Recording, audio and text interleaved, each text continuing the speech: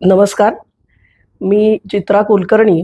मी नाशिकमध्ये महाराष्ट्र राज्य लोकसेवा हक्क आयुक्त म्हणून काम करते आणि महाराष्ट्र लोकसेवा अधिनियम 2015 या कायद्याविषयी आज थोडंसं आपण बोलणार आहोत.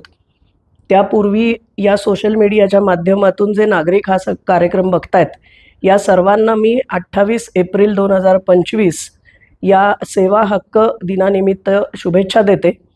आणि महाराष्ट्र लोकसेवा हक्क अधिनियम 2015 हा कायदा 28 एप्रिल 2015 पासून अंमलात आला राज्यात आणि त्याची दशकपूर्ती आता होतीये. तर या निमित्ताने शासनाने असा निर्णय घेतला आहे की इथून पुढे प्रत्येक वर्षी 28 एप्रिल हा दिवस सेवा हक्क दिवस म्हणून राज्यभरात साजरा होणार आहे.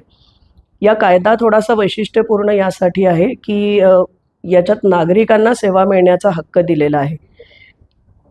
सरकारी कर्मचारी, अधिकारी, सरकारचे वेगवेगळे विभाग यांच्यावर वेळेमध्ये सेवा देण्याचं बंधन या कायद्याद्वारे घातलेलं आहे आणि सर्वसामान्य नागरिकांना त्यांना सेवा मिळण्याचा हक्क या कायद्याद्वारे राबवता येतो.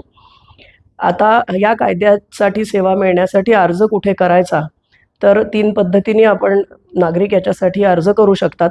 एक ऑनलाईन सेवा मिळू शकते, स्वतःचा प्रोफाईल क्रिएट करायचा, आपले सरकार हे यासाठीचं संकेतस्थळ आहे.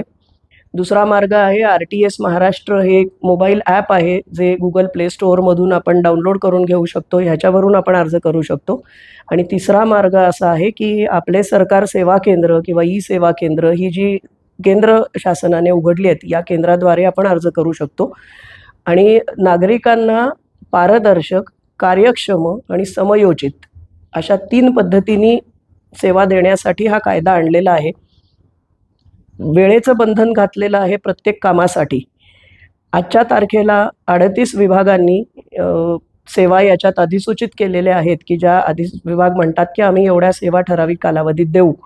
अशा 38 विभागाच्या, उदाहरणार्थ कृषी विभाग असेल, महसूल विभाग, पोलीस खातं, RTO, भूमी अभिलेख, शालेय शिक्षण, उच्च तंत्र शिक्षण, असे वेगवेगळे विभाग जे आहेत, ग्रामपंचायत, नगरपालिका, हे सर्व महामंडळं, प्राधिकरणं, स्थानिक स्वराज्य संस्था, हे सर्व याच्याखाली येतात.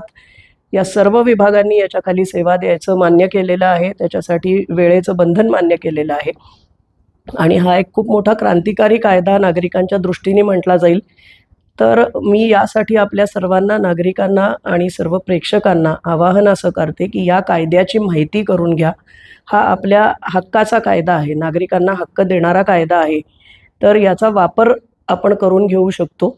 आपल्याला जे दैनंदिन कामं सरकारी विभागाकडून करून पाहिजे असतात, ज्याची पूर्तता वेळेत व्हावं अशी अपेक्षा असते, ही सर्व कामं या कायद्याद्वारे तुम्हाला सुलभतेने मिळणार आहेत, वेळेवर मिळणार आहेत.